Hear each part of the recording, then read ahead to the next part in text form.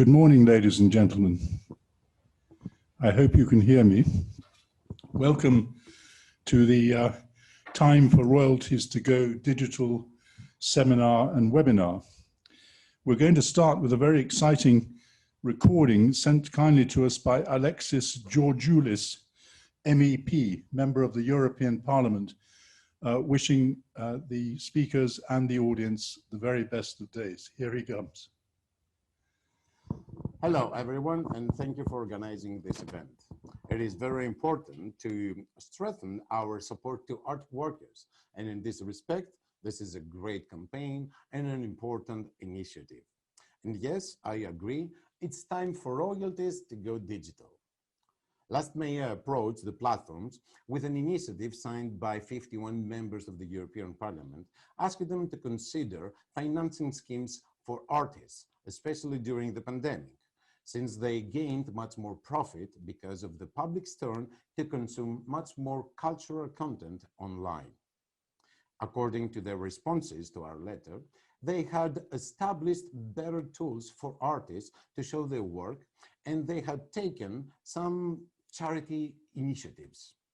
Yet, what we owe to artists, apart from effective tools, is not charity, but to respect their work and fairly pay it. At the same time, there is also a problem that the current distribution and payment schemes of the platforms do not remunerate what is actually played. And for the time being, due to the systems that are in place, the majority of payments by the platforms go to artists that are the big names, without remunerating exactly what content was viewed. So there is nothing or only a small part left for artists of less popularity. Undoubtedly, this is a system that is not fair. I think that we have to take under consideration what the viewers actually consume and prefer. Furthermore, it is important to protect the less popular artists because they are the big names of tomorrow. They promote innovation, they think out of the box, they take the risk to be different. So, in the context of my effort, I have taken a new initiative aiming at the establishment of a European label or certificate for the platforms that play and pay fairly. With such a sign or badge, citizens are informed and may take a consumption choice, and thus prefer platforms that pay artists according to their played content. This way, platforms or good systems may be chosen by consumers and work as examples for other platforms and member states to follow. Labeling is a tool that has already shown good results, such as the eco-labeling or the cruelty-free labeling and others. At the same time, labeling builds up a sense of responsible consumption and therefore educates the audience that cultural production artists must be paid for their work.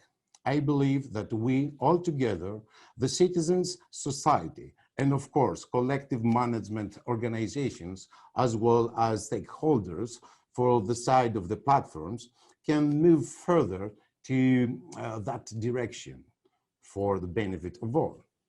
Thank you very much for the invitation, and stay safe and support culture.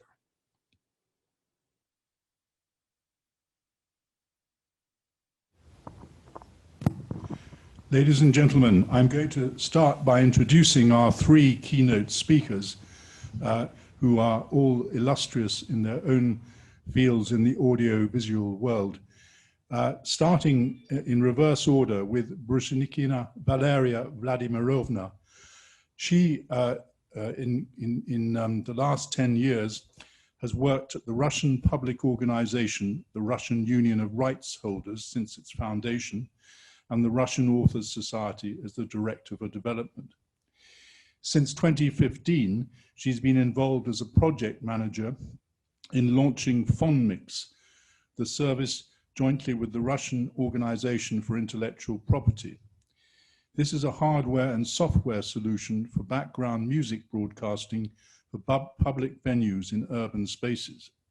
At present, Fonmix is the major service in Russia for legal background music and videos for venues. Its catalogue contains over 10 million tracks of different genres, and it's used for background music in almost 30,000 venues all over Russia.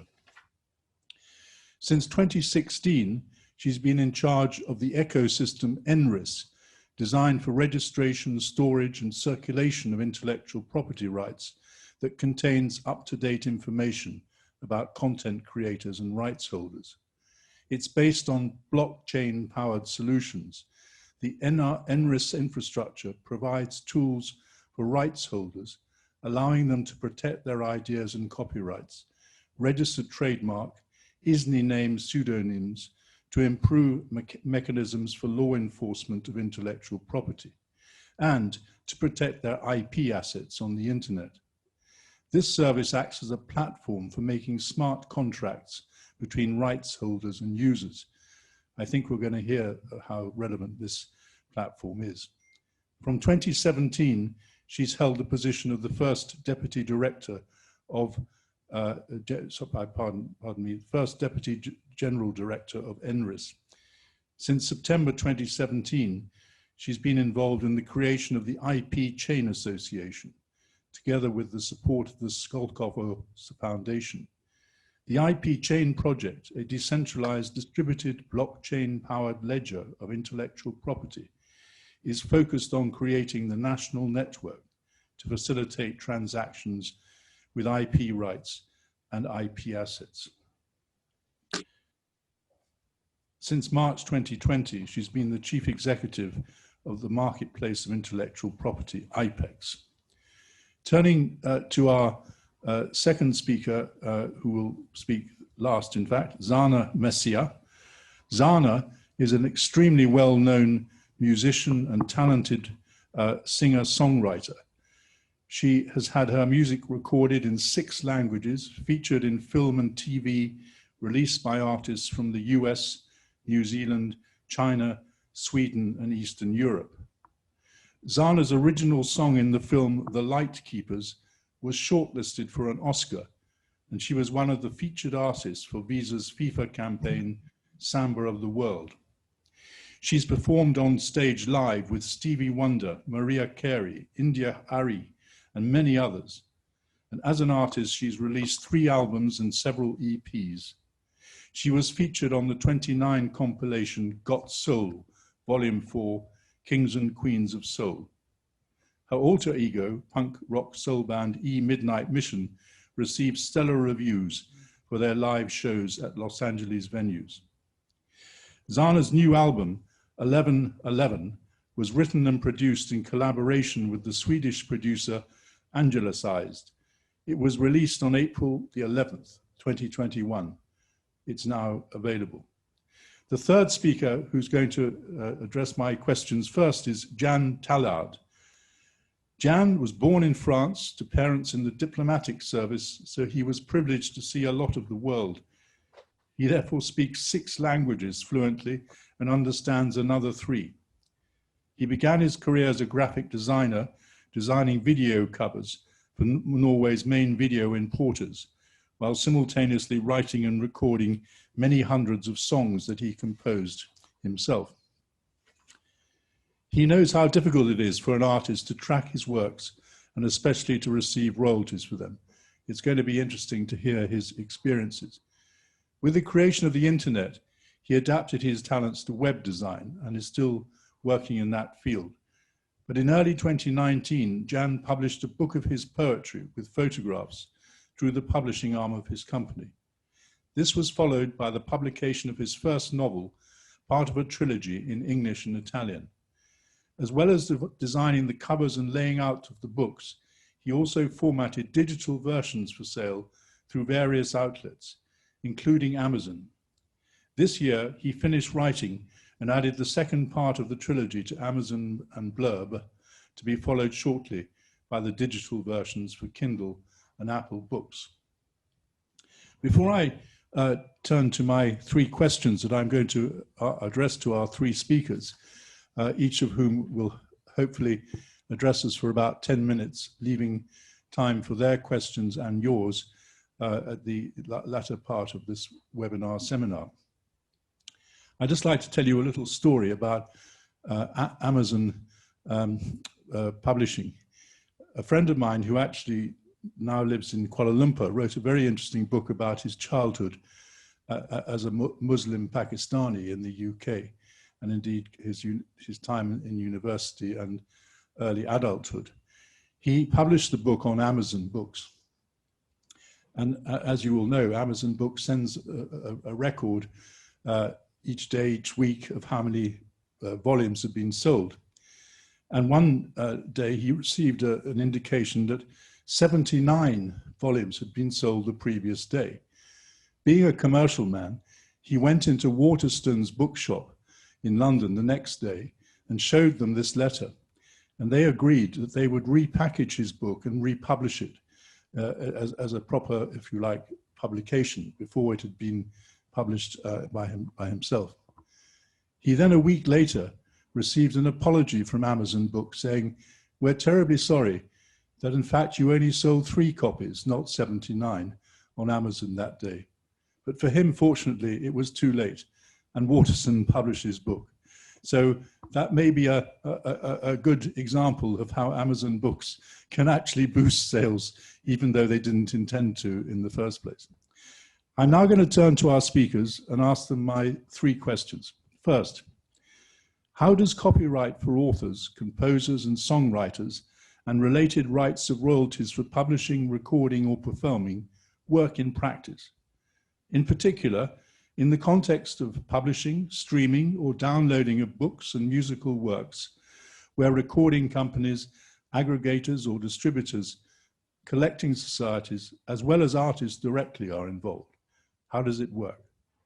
Over to you, Jan. Zana, sorry, I beg your pardon, getting myself totally confused now. Jan is going to answer this question first, and then Zana. Thank you. Over to you, Jan. Jan. Yes. So, as far as royalty payments are concerned, once if all the royalty payments are done correctly through the various online channels, on those channels, works that are digital cannot be copied.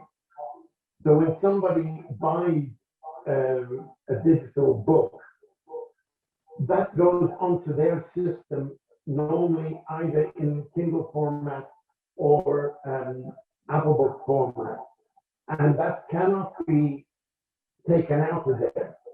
Now, the problem, if somebody wants to keep their books, then if you stop your account with Kindle, you would lose your books.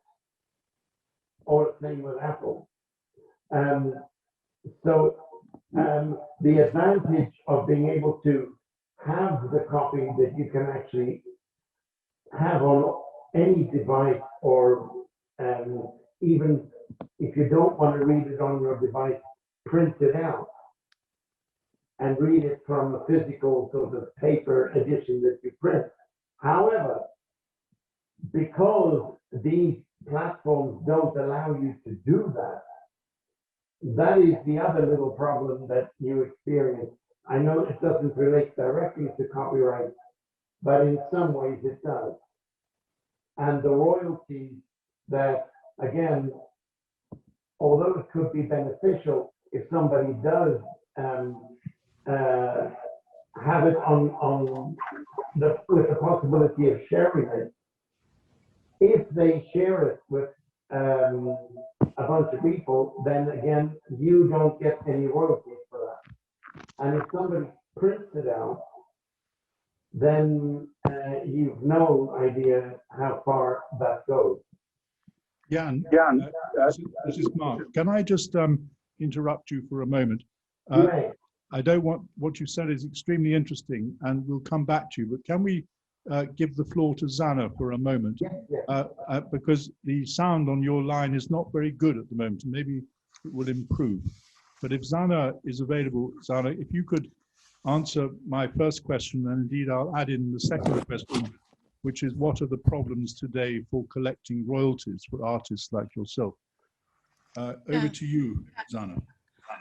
So yes, what Jan is talking about has been going on in the music industry for quite some time now. I think we're all familiar with the infamous Napster services that came into existence at the end of in 1999, which made it so that this record sales declined significantly, and many people believe that to be kind of the end of the old music industry.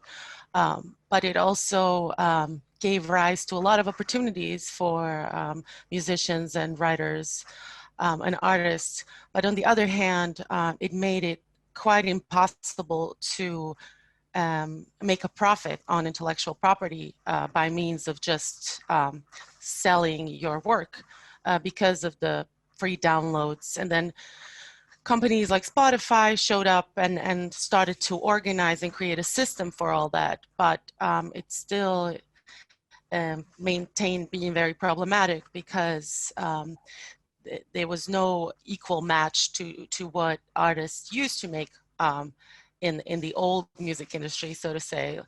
And for example, an album that maybe was $15 for somebody to purchase now is much less. A single that used to be, no, a single used to be, I think, $10, and it's now 99 cents to get on stream on Spotify.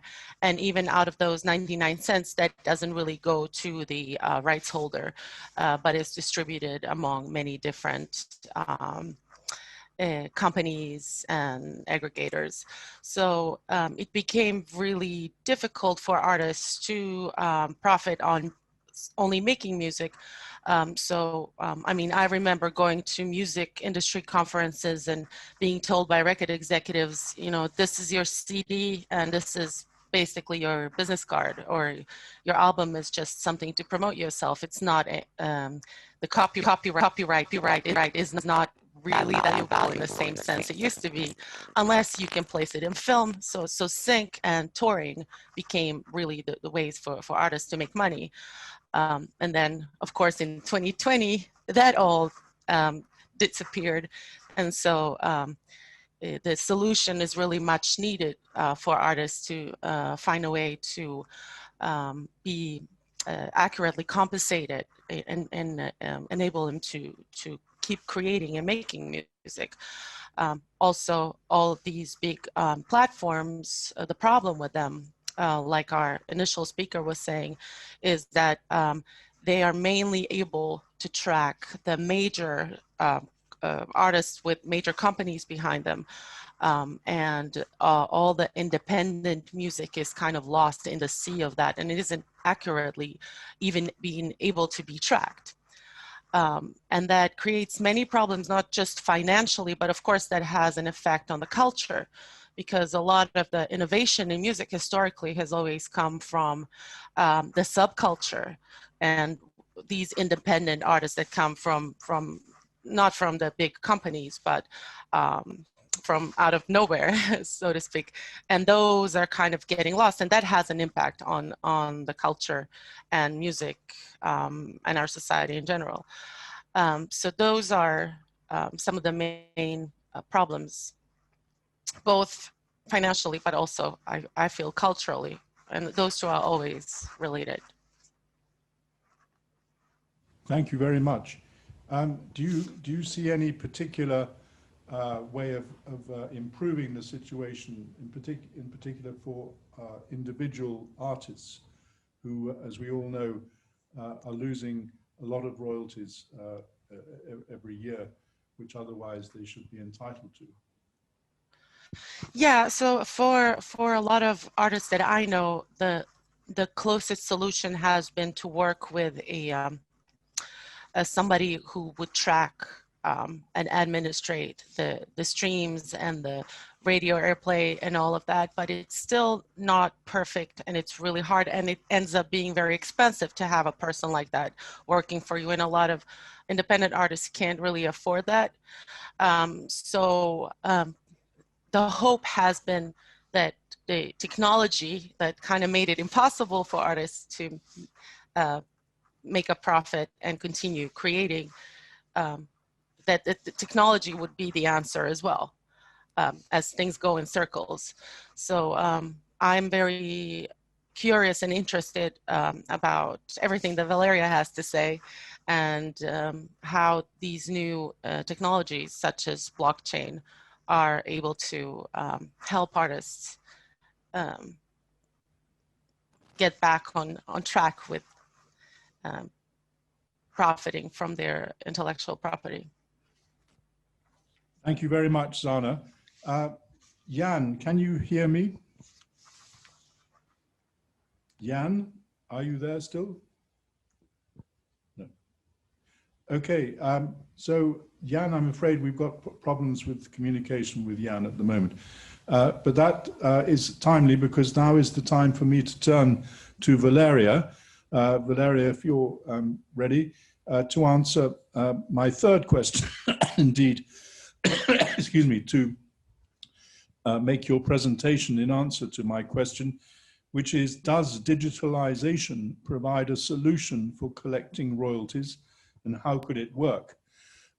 You heard Zana mention blockchain, and I understand this is something which you're expert in, and indeed you have the answer. Over to you, Valeria, please. Hello, everyone. Thank you very much for invitation. Hello, Mark. Hello, Zana. Hello, Jan. So, of course, the most important things for every artist in the world, for every rights holder, is to be popular and to have opportunity, tools, instruments to monetize what they are creating. And we are thinking about that in Russia, and we have established the business model, I would say, of the intellectual property market. Could you please switch on the second slide on the presentation? Ksenia? Oh, thank you very much. So this is how it looks like. It's based on the platform economy theory, which allows us to work with any type of intellectual property, not only music. It can be music, video, text, images, software, and so on, with maximize economic benefits.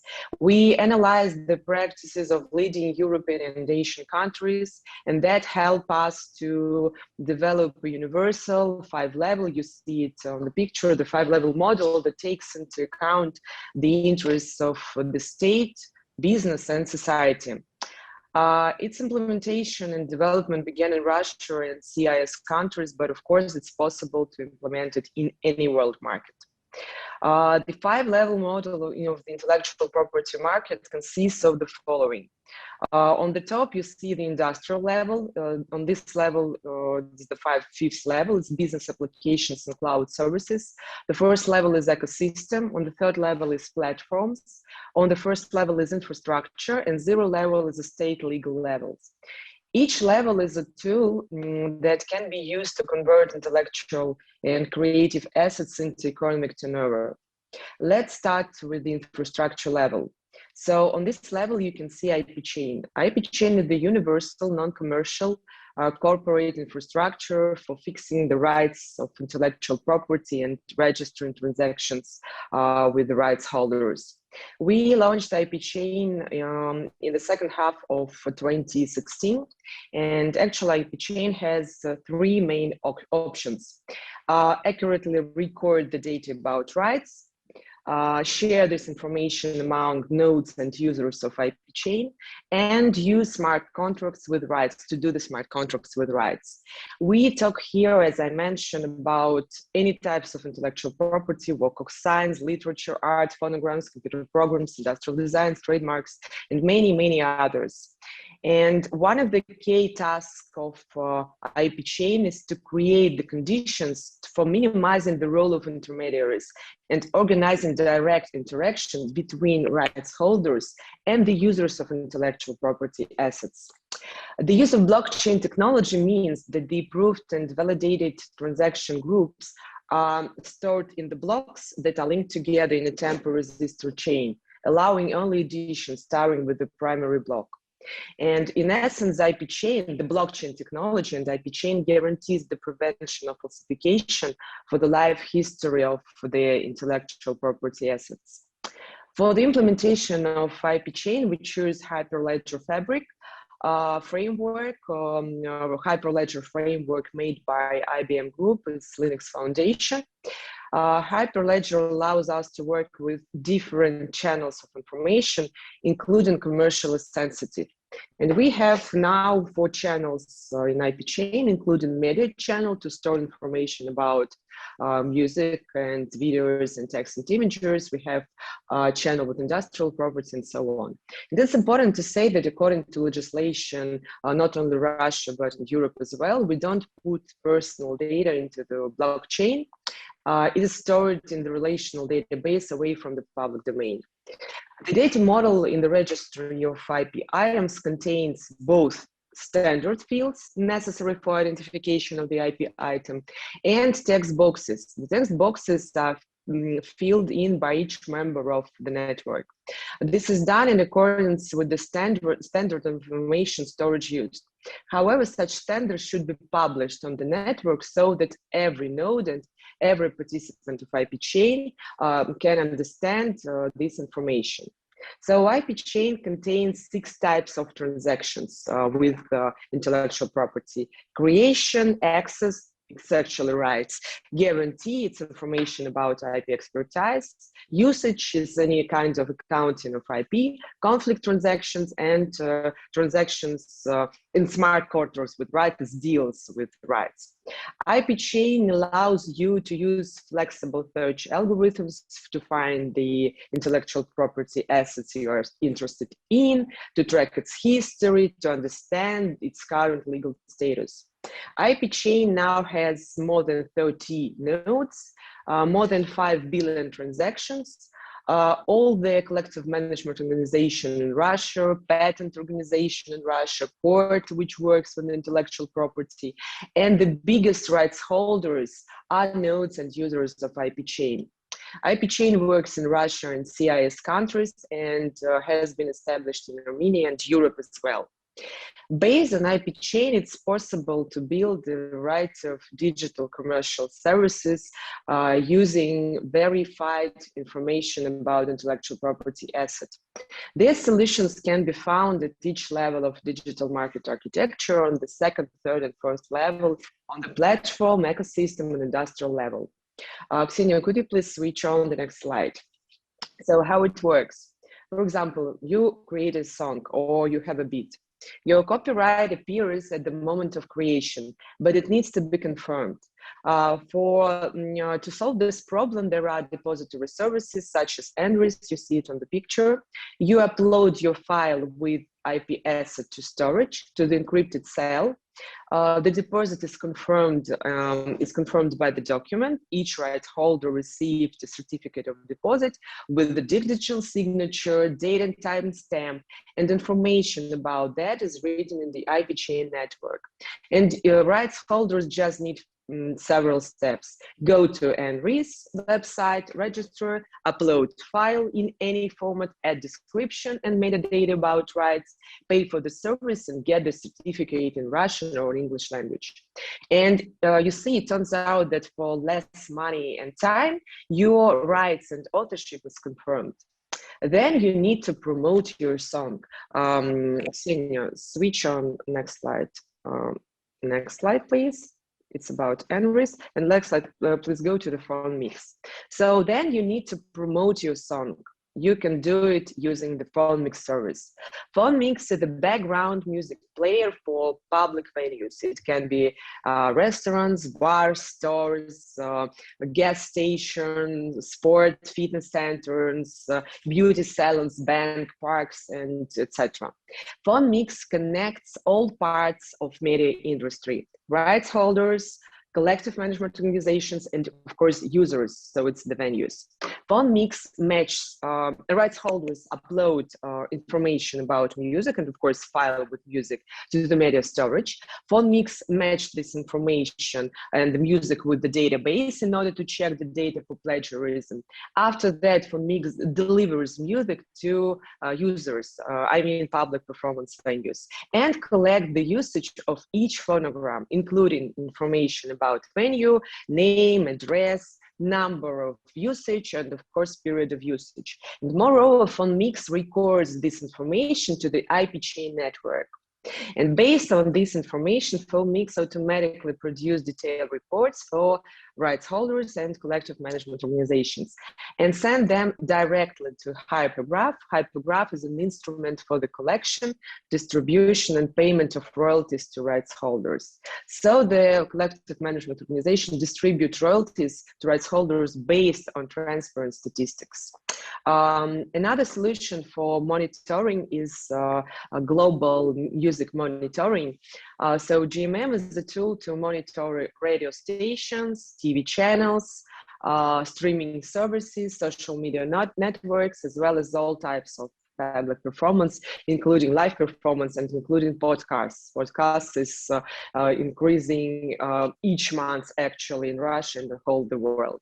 GMM records each fact of phonogram video usage, analyze data using in-house developed artificial intelligence and machine learning based algorithms, and automatically generated reports. Generate detailed reports. The main goal of GMM is to identify and record the fact of any type of audio and video content usage, including live performance, in all possible sources and streams. And GMM can identify modified music, it's very important, in 5-second fragments, including modified tonation, rate, including remixes and DJ mixes, including noisy and distorted audio streams. And of course, when we talk about modified music, GMM will identify phonogram with the percentage of probability, but this percentage is extremely high. And collective management organization, as I say, they use Hypergraph with the instrument for collection, distribution, and payment of royalties to rights holders, with the distribution based on reliable statistics from Phone mix and GMM. Hypergraph is an instrument for interaction with rights holders, catalogs management system, cooperation with foreign collective management organization, and different international database. I mean database with ISRC codes, with ISWC codes, and so on, and relations with different types of users. Moreover, Hypergraph has personal accounts for rights holders where they can see their catalogs, they can upload, update their catalog, upload their new files and new phonograms to their personal account. They can see, rights holders can see accurate reports on catalog usage, detailed information on royalties, and then they can create playlists that can be available for all users and for all venues of Phone mix. We also have other services in DMA. For example, if your music is used without a license in the internet, and I don't talk now about Spotify and iTunes, I talk about unlicensed and pirate sites, so you need the protection. Anti-piracy NRIS is the automated system for searching and fixing illegal use of content in the internet with automatic claims. Anti-piracy system allows to track usage of movies, music, text, images, trademarks on different resources. It's important to say in real time, monitoring search engines, streaming services, torrent trackers, social media networks, file exchange services, and other popular resources. You can find illegal usage of your music. You can get detailed reports, detect owners of resources where content is used without your permission, and send them claims. So this is shortly, briefly, I try to be short and use just 10 minutes for that. This is the digital world of intellectual property in Russian CIS countries and how it works for rights holders. Thank you very much. I'm ready to answer your questions. Thank you. Thank you very much, Valera. It sounds fascinating what you've just said. I'm glad to say that Jan may be back online Jan, are you there? No, unfortunately, he's not. But Zana, you are there, I think. Zana? Ksenia, could you please switch out the presentation? Yes. Zana, I'm here. Yes. Hi, Zana. I wonder if Hi. you'd like to ask some of your questions that I think you may have for Valeria. I am here. Oh, yeah. Oh, Jan is back on. Do Jan you is want me to back on. proceed or? Well, if Jan is there, and we can hear him, let's take him first, if you don't mind. Jan, Oh, of course not. Yes, I'm here. Oh, great. And you're much clearer, I think. That's great. Yeah, Jan, that's super. Again, you'll have heard Valeria's presentation, and I'm sure you've got some questions and even some comments perhaps that you would have liked to have made before in answer to my other two questions. Please go ahead. Yes, well, it's very interesting what Valeria says, and I'm not sure how that will apply to authors of written works. It would be great if it could, because at the moment, like for an author, if you're going to register your work, for every publication, you have to apply for an ISBN number. And then you need to register a book, for instance, with the main library in your country, or where you have the SIP record, to be able to say that there is a copy of this book in the main library, and that it's not, you're not stealing works from anyone else to create your book. Once you have your ISBN number and you've copyrighted your book, then as an author, if you publish it yourself or publish it on one of the platforms that are available at the moment, such as Amazon, Blurb, Apple, your book then is sold all over the world, if you prefer, or just in your local country. Where things get complicated for royalties for authors is because tax in certain countries on printed books or digital works at the moment is so high that by the time the printing has been taken and the tax has been paid, then there's very little left for the author. And there are significant amounts of authors working together all over the world to try to reduce tax on books for this main reason. But I don't know if the blockchain that Valerie is talking about, if that could help somehow to resolve this situation. So thank you very much for the question. Yeah, of course, the blockchain, nothing can do with tax system.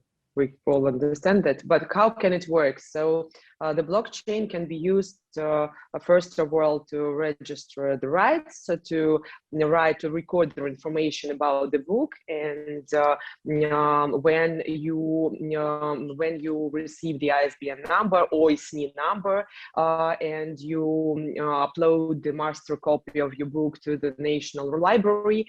We here in Russia work with the National Library in Russia, and they record information about the master copy of the book into the blockchain. And after that, if the stores and if the platforms who are selling your books, and actually first of all who's selling you digitally, and they could be nodes who will record the information about usage of your book, about selling, about usage of the book from the audience and pay you royalties based on these statistics. So it can work like it works in music. But of course, all the major players on this market should be nodes and users of the blockchain of any blockchain network. Okay, thank you. And do you think, like, with the addition of the blockchain network, does that add another layer where, because a lot of participants in the distribution, the printing, the marketing, everybody is taking their little cut from the price of a book, including the tax authorities who take their, but how does it not diminish what the, with adding another layer, diminish the amount that of royalties that the actual author gets, or how does that work? So of course, blockchain can solve all the problems. Blockchain can be a solution and infrastructure for having all the reports for the rights holders and all the usage for rights holders. And if we talk about the financial part between you and the labor, so of course it is what you are talking about, and it is the terms of conditions of your agreement and the percentage of royalty. So blockchain, the smart contracts in blockchain can be used to calculate the amount of royalties, but how much royalties and the percentage of royalties, of course, it's written in your contract. And so blockchain can only fix this information and calculate it based on statistics, and that's it. And of course, everything else is your relationship with the companies who work with you in your books. Thank you. Thanks very much, Jan and Valeria. I'm just going to read out a question, which I think Zana might like to answer, from Mark Miner. It says, if you see in the chat, I'm afraid there won't be a solution for the songwriters and music acts as long as every pro and sound recording organization uses different data. It's a worldwide business. And as an indie artist, it's impossible to follow all your money. So, who are the persons and organizations who are able to find a solution? All the lobbyists should start a massive campaign to change this. We need a change in the mindset. So the question is, who are the persons and organizations who are able to find a solution? First, Zana, and then perhaps Valeria and Jan. Thank you. Yes, I'd like to say thank you, Mark, for the question. And I definitely agree. It is so important that everybody stresses the importance of this and pushes for a change. And I know that my affiliation organization, ASCAP, and I know as well BMI, have both been lobbying and stressing how important it is to take care of the intellectual property rights. But I strongly feel that historically change always comes from practical solutions. Sometimes, no matter how much we want to make something happen, I believe there needs to be a mechanism to do it. No matter how much we value intellectual property, it is usually in our world. It is when there is a mechanism for that, then it's possible. So as much as it's important to stress this issue, I strongly believe that there needs to be a mechanism for that. And I'm personally very interested in all the information and data that Valeria is providing with IP chain and similar mechanisms. And I think strongly it is time for that in our culture. So it's, and this is something I'm going to want to ask Valeria later, because it seems like this technology also enables it to actually take control on an independent level and not have to wait for these big organizations and lobbyists to do something, because there's actually something that smaller units, maybe independent labels and artists themselves can do. Yeah, so I want to answer my question and then your question. So, you know, of course, if you want to change, we need to change the minds of the music industry, but it takes a lot of time. And I think we should go from the small steps in order to change everything. And if my aim is to give rights holders, each right holder, it doesn't matter if you're big or small. And first of all, of course, I'm talking about individual independent rights holders. So I want to give the rights holders the instrument, the tool.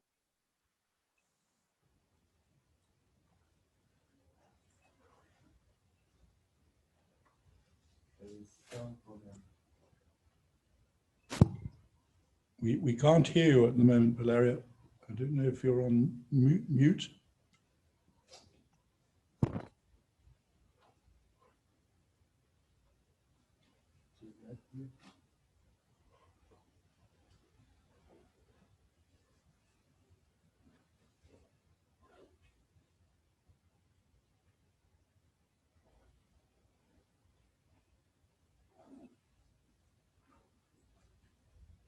Do you hear me right now? We can hear you now. We couldn't do you hear for me? the last. We can hear you now, Valeria, but not for the last 2 minutes. Thank you. I think I have some problems with my ears. So right now, the sound is good? Yes, perfect. Yes, great. So at what I'm talking about when the sound turns off? Or I should repeat everything, the answer to the question. Perhaps you can just quickly summarize what you just said in the last 2 minutes. Great. We So, didn't hear it. Okay, so my aim is, to give rights holders and especially individual right holders instruments for managing their rights, for monetizing their rights, and for receiving compensation for and royalties for their rights. And if you have such instruments, if you have solutions for protecting your rights, for monetizing, for you have reports, transparent, detailed reports, so you can argue with any market participants and to ask them about the number of royalties they are paying you, because you have transparent, reliable statistics. And I think it's very necessary to have a number of instruments that rights holders can be used without any types of intermediaries. Thank you very much for that, Valeria. I know you're going to answer Zana's question, but we have a question from Matt from Muchas Music, or Muchas Music, I suspect. He says, I'm a music publisher looking into how we can make the industry more transparent to fairly remunerate its writers and artists. I'd love to be put in touch with Valeria to learn more about how we can be part of this. How can a company like Muchas Music, a music publisher, benefit from what your businesses are offering, Valeria? Over to you. So thank you very much. I can give my contacts and my mail in order to have a lot of conversation after our conference. So to answer the questions, if you are a music publisher, so and you are a node of blockchain, so you can receive the actual information about any types of content. You can record information about your intellectual properties, so it can be less costly for you to do the deals with intellectual property, because all the information is written in the blockchain and in the registry. And secondly, of course, you can use any kinds of digital services to solve your everyday routine problems. I mean reports, I mean illegal use of your content, usage of your content, and so on. So what I was talking about this conference. So I can give you my mail to arrange a meeting after the conference. Thank you, Valeria. do you want to now answer Zana's question, or would you like to have another question from Zana, Valeria? Zana, as you wish. You go ahead and answer her first question if you would like to. Yeah, it's up to Valeria. I'm interested in so many different things, and I would love to connect with you as well after the conference. But yeah, feel free to really talk about anything you deem important. Since everything you've been saying so far has been music to my ears. So I would suggest, Zana, I will give you my mail and we will arrange a call after the conference. And maybe now we can answer the question from the auditory. Okay? It's okay? Okay, great. Mm-hmm. Yeah, just to add to a question from Zana, I think was, does the new technology utilized by IP chain enable content makers and rights holders to bypass the traditional distribution and collection organization structures and enable them to independently monetize? Perhaps reflected in a comment that's come from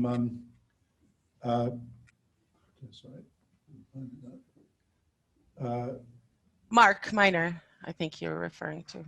Yeah, Mark Miner, thank you. Yes, he comments, so that would mean in a long-term perspective, we won't need any PROs anymore. I wonder, Valeria, and indeed the other speakers would like to comment on that.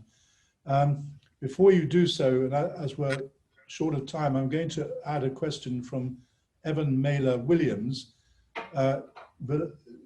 Evan says, Valeria, I work for Utopia Music, a music consumption tracking company. We would definitely like to arrange a meeting. Also, please send over your email address. I don't think that needs any answer other than to send over the email address. And then Irene B, or you can have transparent and reliable PROs. Please feel free to check us out. And she gives a website. www.unisonsrights.com, an independent management entity. Matthew Chapman says, thanks, we use many services already, but metadata standards don't exist and major labels are avoiding this. We use CWR for works registrations and the system, sorry, I can't actually see the rest of it, is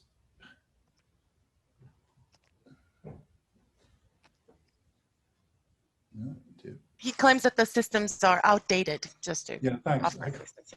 That's very kind of you, Zana. So any final comments from you, Valeria, and Zana, and indeed Jan? So actually, it was very interesting for me to participate in such kind of conference, and I'm ready to answer any types of questions. And right now I write my mail in the chat. And I'm ready to arrange a meeting with all of you after the conference, and we can, of course, and tell a lot more about the services that I'm doing and the opportunities that the services gives to rights holders. And if we talk about collective management organization, I don't want to say that somewhere in the future we don't need any collective management organization, but we need to give them instruments to make the distribution transparent for everybody, for the whole market. So I think this is the idea. Thank you. Jan, would you like to make some final comments? Yes, I also agree that transparency for both published books and digital books will be a great thing. And it would greatly relieve, I think, for all authors to know that exactly where, how many of their works are being sold, where they're being sold, and that they are actually receiving their proper royalties. Because when you enter a global market, it's one thing to track things in your own country, but when it goes to multiple works in multiple languages, in multiple places, then it becomes a bit more difficult. So yes, I can see that blockchain would definitely add a level of security and transparency so that you could track exactly everything that happened to your works. Thanks, Jan. Zana, you are clearly interested in this from the point of view of a songwriter and indeed very popular performer in the music world. What final comments would you have? Yes, I think, like Valeria stated, this technology and this platform is not really there to eliminate the rights organizations, but to supplement them and offer something that currently does not exist. But I am interested also in the case of independent creators. It seems like the IP chain is very comprehensive and has the access to many different services. So if an independent artist wanted to maintain their rights and independence and wanted to work directly with IP chain, for instance, are there mechanisms for supplementing and doing other services that, for instance, labels and performance rights organizations can do? Because that is, I'm kind of getting an idea like that those mechanisms are in place, but I'm not certain. And that's probably something I'm going to want to pick your brain about. But yes, if you want to address that. Valeria. Valeria, do you have an answer to that? I agree with Zana that we need to give an instrument to any market participant for every type of intellectual property and from every time of life cycle of its intellectual property. Thank you. I'd just like to mention, as a lawyer here in Brussels with the international law firm Dentons, which happens to be the largest law firm in the world, with offices in 81 countries, but including Valeria, Moscow and St. Petersburg, where we are quite well established. The copyright law of the European Union is very responsive to developments in technology. And in one of the latest directives of the European Union on copyright and related rights in the digital single market, there's a recognition, and I'm going to quote, that rapid technological developments continue to transform the way works and other subject matter are created, produced, distributed, and exploited. New business models and new actors continue to emerge. And as we can see, Valeria and her business companies and the IP association using IP chain based on blockchain is clearly in that context.